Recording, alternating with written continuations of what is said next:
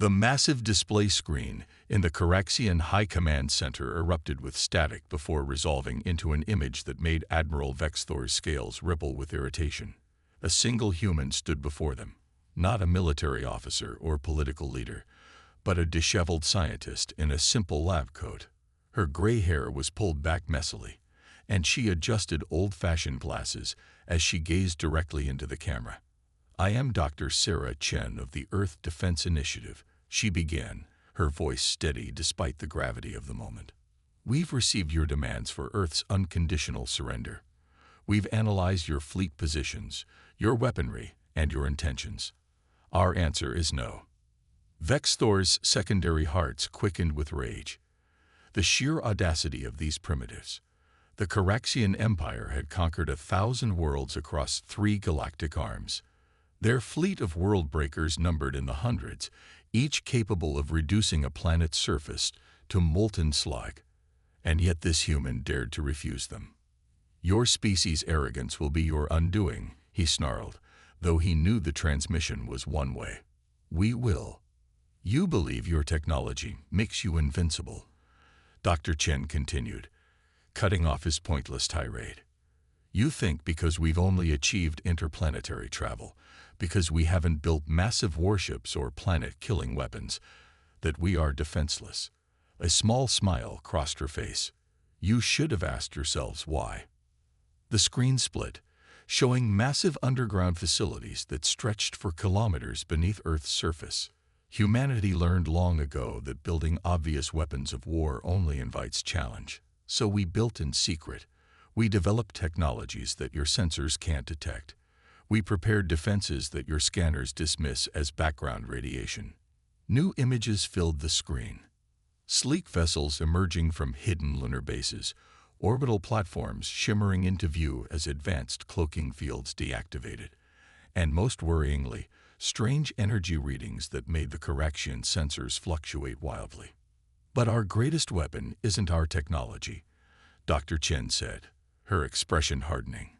"It's our history. Humanity has been fighting itself for millennia. We've mastered the art of war through countless conflicts, refined it through generations of brutal lessons.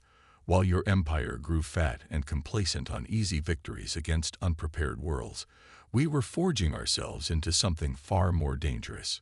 She leaned forward, and despite himself, Vexthor felt his spines flatten in instinctive submission. "This is your only warning. Leave Earth's space. Tell your empire to forget we exist. Because if you force us to fight, we will not stop at merely defending ourselves. We will show you exactly why countless alien civilizations have passed Earth by, why no invasion force has ever dared to land on our shores." The screen began to fade to black, but Dr. Chen's final words echoed through the command center. "War has a price, and humanity always collects in full." For several long moments, silence reigned in the Coraxian command center. Then Sub-Commander Zexka clicked his mandibles in amusement. Empty threats from a primitive species. They hoped to delay the inevitable with tricks and misdirection. But Vexthor wasn't so certain. Something about the human's quiet confidence disturbed him. She hadn't raged or postured like most species facing conquest. She had simply stated facts, as if explaining basic physics to a child. "Launch probe drones," he ordered. "Full spectrum analysis of the Sol system. I want to know if—" His words were cut off as alarms blared throughout the command ship. Multiple anomalies detected.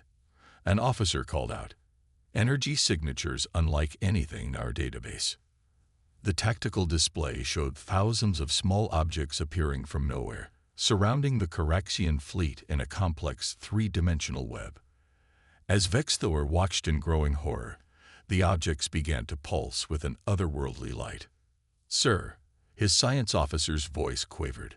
"Those devices, they're generating some kind of quantum interference field. Our shields, our weapons." Vexthor understood suddenly why the human hadn't bothered with threats or displays of firepower. They had already won. His mighty fleet was now trapped in a web of technology he couldn't understand. their most powerful weapons rendered useless by humans who had prepared for this moment for longer than the Coraxian Empire had existed.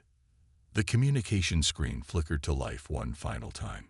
Dr. Chen's face appeared, but now her friendly academic demeanor was gone, replaced by something ancient and terrible. The collected warrior knowledge of thousands of years of human conflict.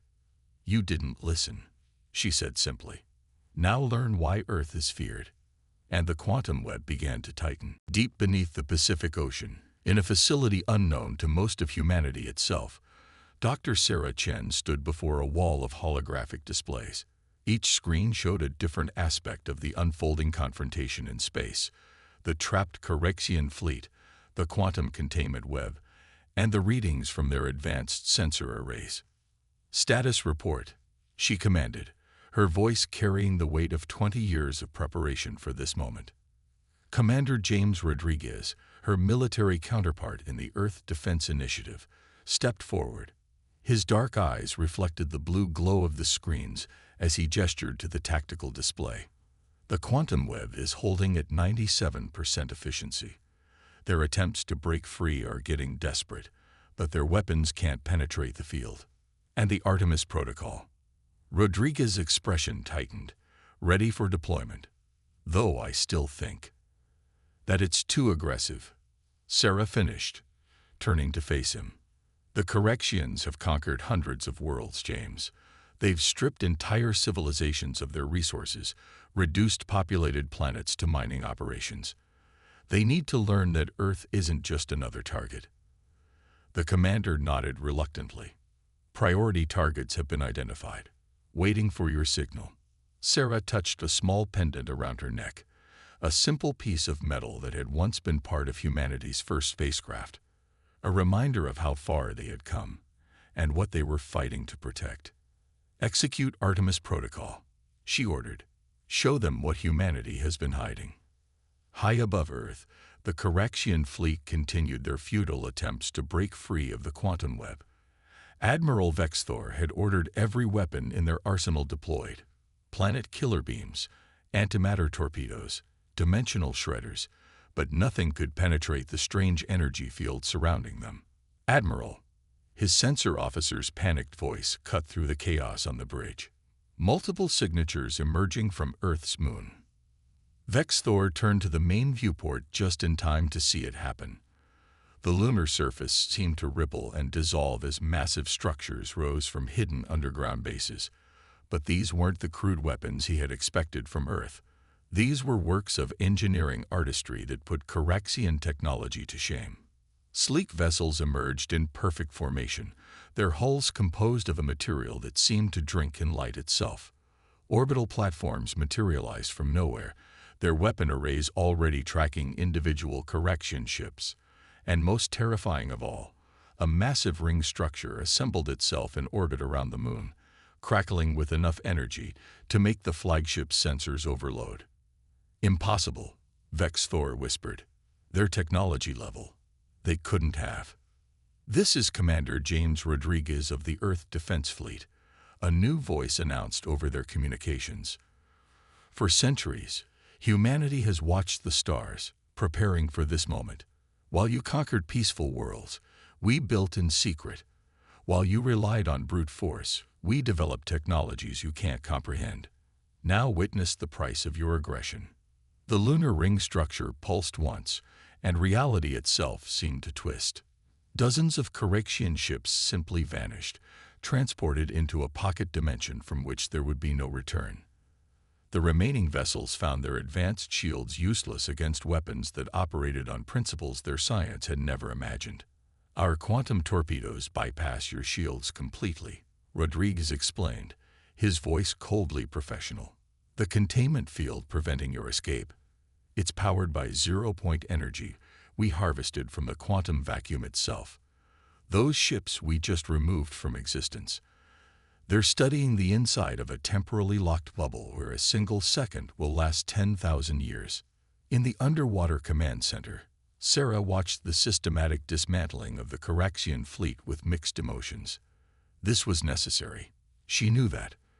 But the scientist in her grieved for the knowledge that would be lost, The advances that could have been shared if the Coraxians had come in peace.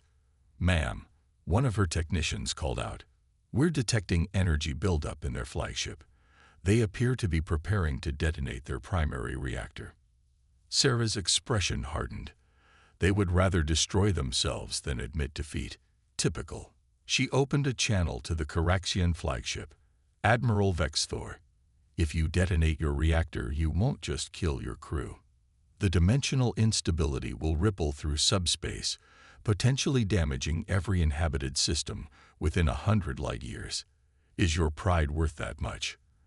There was a long pause before Vexthor responded, his voice heavy with defeat. You planned for everything, didn't you?" "We had to," Sarah replied simply.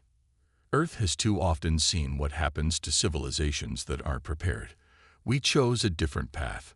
Stand down your fleet, Admiral. Let's end this before we're forced to demonstrate our more lethal capabilities."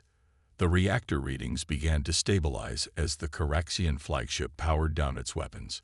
Around it, the surviving vessels of the once mighty fleet did the same.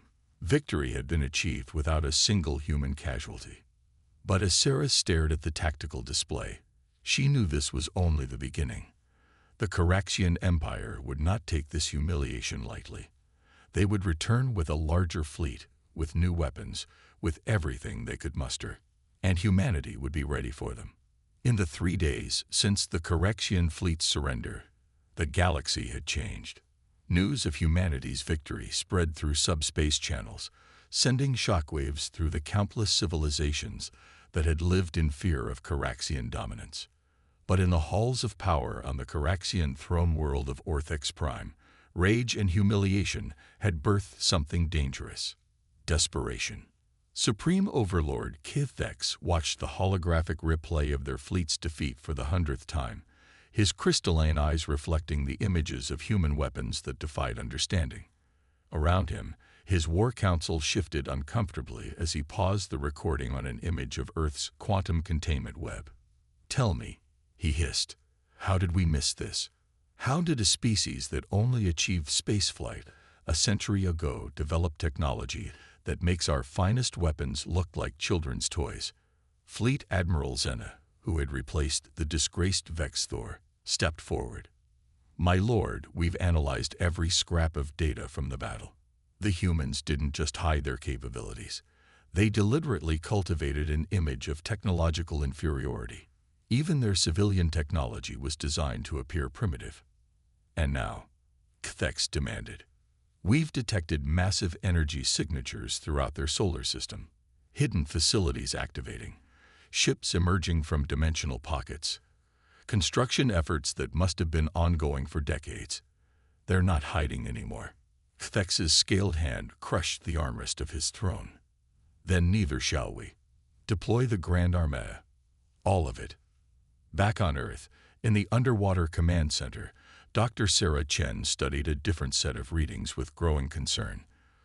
Commander Rodriguez stood at her side, his usual military stoicism cracking slightly as he processed the data. "They're mobilizing everything," he said quietly. "Thousands of ships.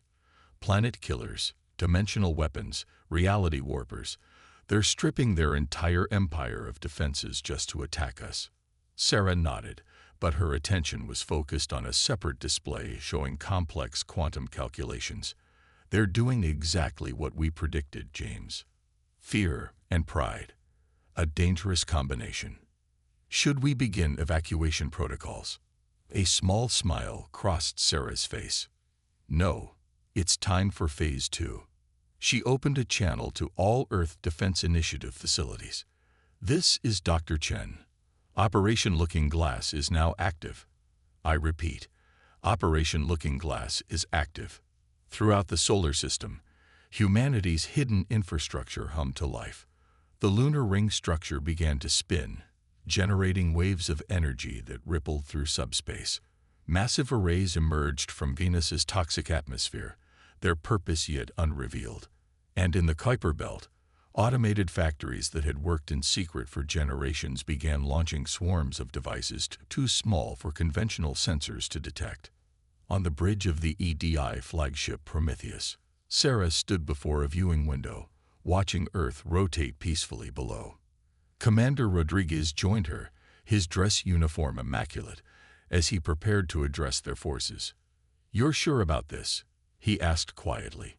"Once we activate Looking Glass, there's no going back.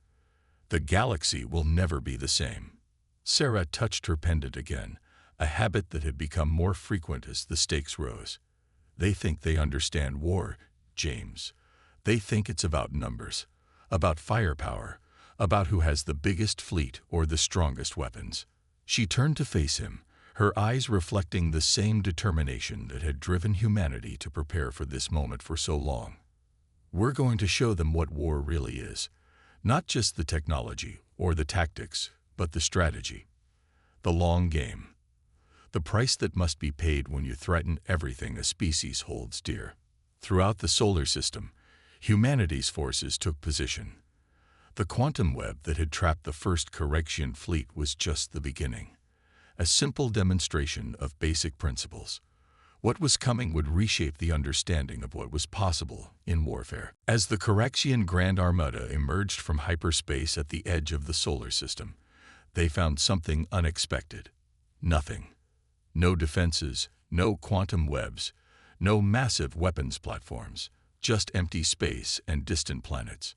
Admiral Zena, standing on the bridge of her massive flagship, felt her scales tingle with unease. "Full sensor sweep," she ordered. "Find their forces." "Admiral," her science officer called out, "we're detecting unusual quantum signatures throughout the system, but we can't localize them. It's as if reality itself is becoming uncertain." That was when the first effects of Operation Looking Glass began to manifest. The Correction ship's sensors started showing impossible readings, phantom fleets appearing and disappearing, weapons firing that couldn't exist, areas of space that seemed to loop back on themselves. Sarah's voice echoed through every Correction command channel. "Your empire conquered through brute force, Admiral Zena. You never had to develop true tactical innovation. Tell me, what happens when an enemy can see every move you make before you make it? When they can predict your strategies because they've run this battle 1,000,000 times in quantum simulations?" The truth dawned on Zena too late. The humans hadn't been hiding their forces. They had been hiding something far more devastating. They had found a way to peer through the quantum foam of reality itself, to see all possible futures and choose the one where they won. Operation Looking Glass wasn't a weapon. It was humanity's ultimate expression of tactical superiority. The Correction Grand Armada hung motionless in space, their mighty fleet paralyzed not by weapons or force fields, but by the sheer impossibility of what their sensors revealed. Every tactical decision they made was countered before they made it. Every strategy they formed was met with a perfect response. It was as if they were fighting an enemy that existed in all possible futures simultaneously. Admiral Zena watched in horror as another wing of her fleet disappeared into what appeared to be a temporal loop, their ships forever caught in a moment of indecision. "How?" she whispered. "How can they do this?" The answer came not from the humans, but from deep within her own flagship. A small device, previously undetectable, materialized in the center of her bridge. It projected an image of Dr. Sarah Chen, but somehow different, as if multiple versions of her were overlaid atop each other, each slightly out of phase with the others. "Your empire's fundamental mistake," Sarah explained, her voice echoing with quantum harmonics, "was assuming that technological advancement must follow a linear path. You built bigger ships, stronger weapons, faster drives. But you never looked sideways." The hologram expanded, showing Earth's history, not just of warfare, but of scientific theory. Images of Einstein, Bohr, Hawking, and generations of quantum physicists who followed them. While you were conquering stars, we were unraveling the nature of reality itself. We discovered that the universe isn't just stranger than you imagine. It's stranger than you can imagine. In the underwater command center, the real Sarah Chen worked with her team to maintain the quantum observation field that was causing such havoc among the Correction fleet. Commander Rodriguez stood at a nearby console, coordinating the actual military response to the increasingly chaotic situation. Quantum entanglement field at maximum capacity, one of Sarah's scientists reported. We're successfully maintaining observation of all probable timelines. Sarah nodded, her fingers dancing across her control panel. Expand the field. Show them everything. Above Earth, the lunar ring structure pulsed with new energy, and the true nature of Operation Looking Glass was revealed. The Coraxians weren't just seeing possible futures, they were seeing the quantum nature of reality itself. Every decision, every possibility, every potential outcome existed simultaneously in a vast quantum superposition, and humanity had learned to navigate it all. Your empire thinks in terms of conquest, Sarah's hologram continued, addressing not just Admiral Zena, but the entire Coraxian command structure through their quantum-entangled communications network. You see a species that hasn't built massive warships and assumed they're primitive. You never stop to consider that maybe, just maybe, we found a different path. The hologram showed new images, humans working in secret laboratories deep beneath Earth's surface, testing theories that seemed to defy logic itself. The development of technologies that didn't just manipulate matter and energy, but probability and causality. We didn't build planet-killing weapons because we didn't need to.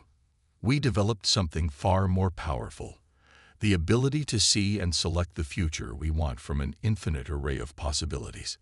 Every counter to your attacks, every perfect response to your strategies. We've already lived through millions of versions of this battle in quantum space.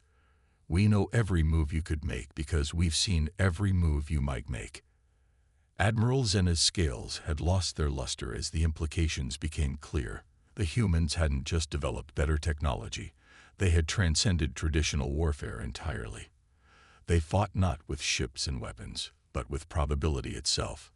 In the command center, Commander Rodriguez approached Sarah's station. They're beginning to understand, he said quietly. But understanding doesn't always lead to wisdom. Sarah nodded grimly. That's why we have to show them the rest.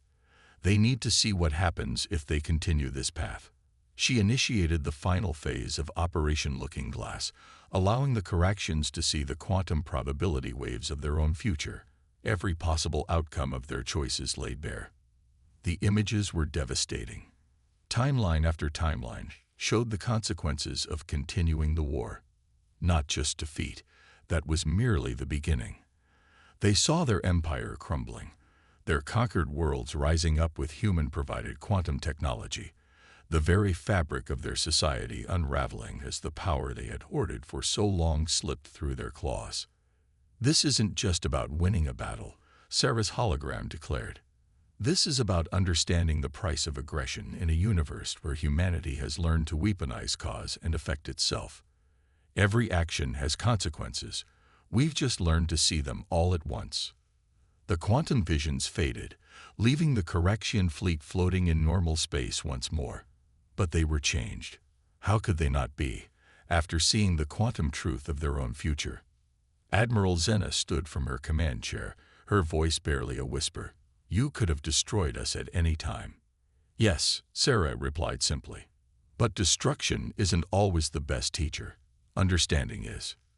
In the quantum-touched silence of space, the Coraxian Grand Armada faced a choice that would reshape galactic history. Their sensors still echoed with ghostly images of possible futures, each one showing the devastating consequences of continuing their war against Earth. Admiral Zena stood on her bridge, the weight of an empire's fate pressing down on her scaled shoulders. You still have a choice. Dr. Sarah Chen's voice carried across the quantum link, no longer overlaid with temporal echoes. That's the one thing our technology can't predict with absolute certainty, the conscious decisions of sentient beings. In the underwater command center, Sarah watched the tactical displays with Commander Rodriguez at her side.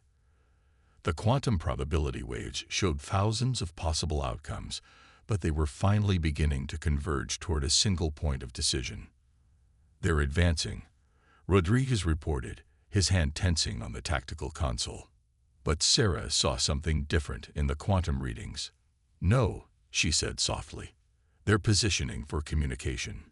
Indeed, Admiral Zenith's flagship had moved forward, but its weapons remained powered down. "Dr. Chen." Zenith's voice carried a new tone. Not the arrogance of a conqueror, but the humility of one who had glimpsed truths beyond their understanding. "You said destruction isn't always the best teacher. What lesson would you have us learn?"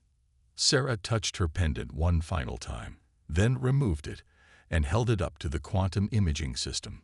The simple piece of metal appeared in holographic form on every Corexian bridge.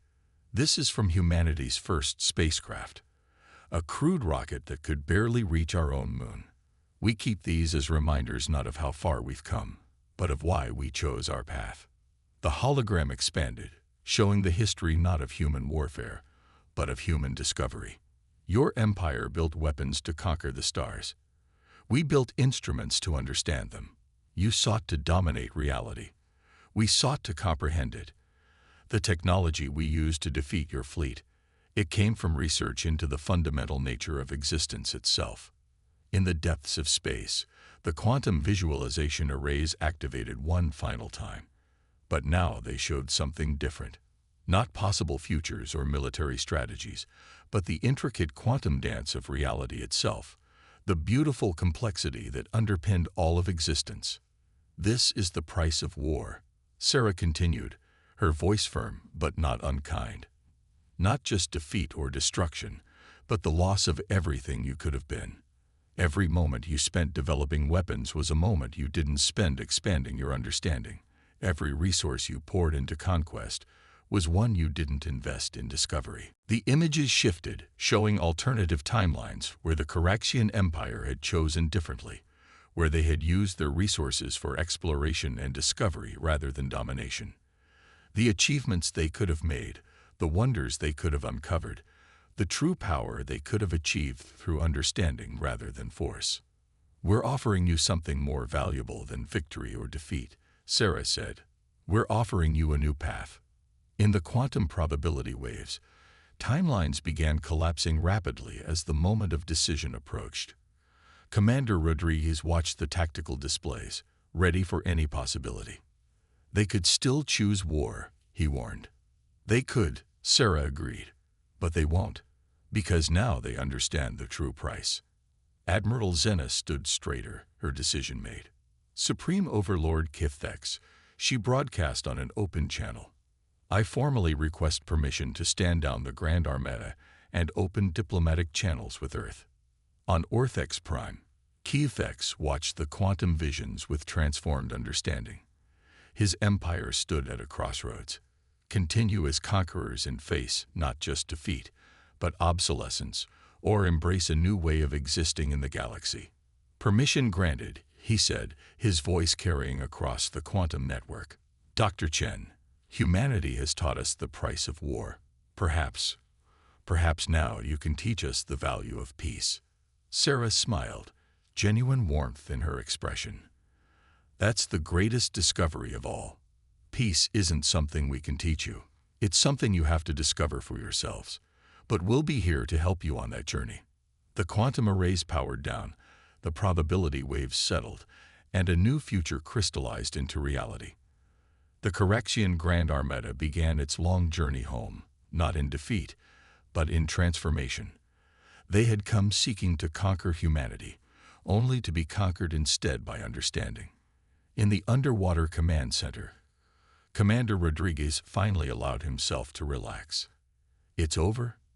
Sarah shook her head, still watching the quantum readings that showed the ripples of this moment spreading through space and time. "No, James. It's just beginning.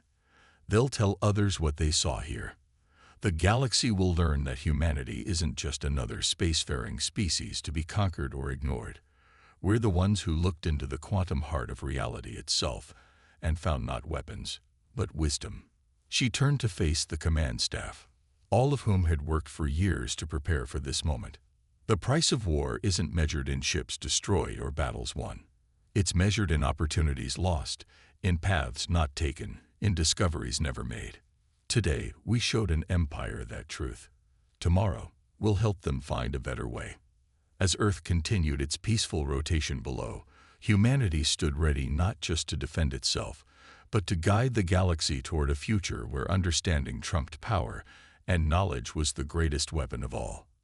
The price of war had been paid, and the dividend was peace.